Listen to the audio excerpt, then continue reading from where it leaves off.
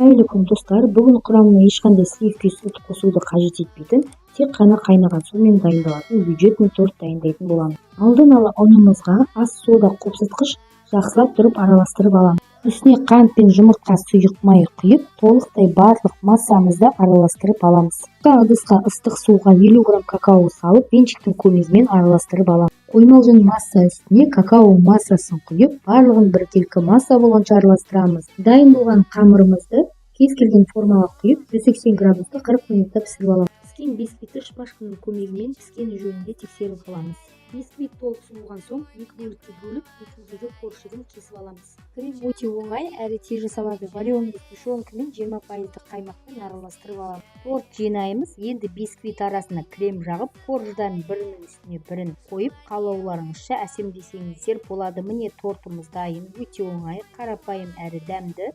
Арасы